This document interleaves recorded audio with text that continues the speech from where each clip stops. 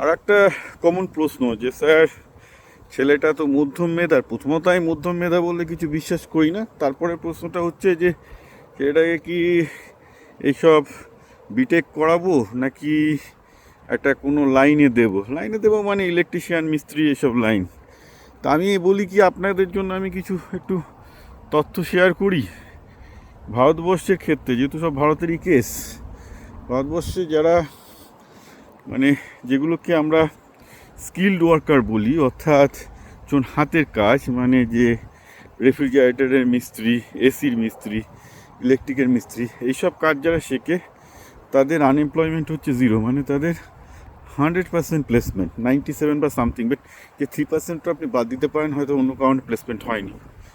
আর সবচেয়ে আপনার কী মনে হয় ভালো ব্রাঞ্চ কম্পিউটার সায়েন্সে? তো কম্পিউটার সায়েন্সের ছেলে পেলে যত যে জায়গায় পড়াশোনা করছে, প্রাইভেট কলেজ, সব জায়গায় অ্যাকচুয়াল প্লেসমেন্ট 5%ও না, 95%ও প্লেসড হয় না। বাকি হয়তো ভাববেন যে চাকরি পাচ্ছে আপনার ছেলে, যেগুলো পায় সেগুলো সব মেনটেন্যান্সের কাজ, ব্যাংকে সেলসের কাজ, এইসব মানে কোডিং ডেভেলপমেন্টের কাজ, যেটা কম্পিউটার সায়েন্সের যার জন্য আপনি ছেলেকে পড়তে পাঠাইছেন, সেটা 3-4%ও পায় না। ঠিক আছে। অন দ্য আদার হ্যান্ড যারা এইসব হাতের কাজ শিখছে, সেটা ইলেকট্রিক মিস্ত্রি হোক বা এসি মিস্ত্রি হোক, তাদের 100% প্লেসমেন্ট। তো এবার কী করবেন সেটা আপনার ব্যাপার। আমি মধ্যম মেধায় বিশ্বাস করি না, তো যেটা স্ট্যাটিস্টিক্স আপনাকে বলে দিলাম।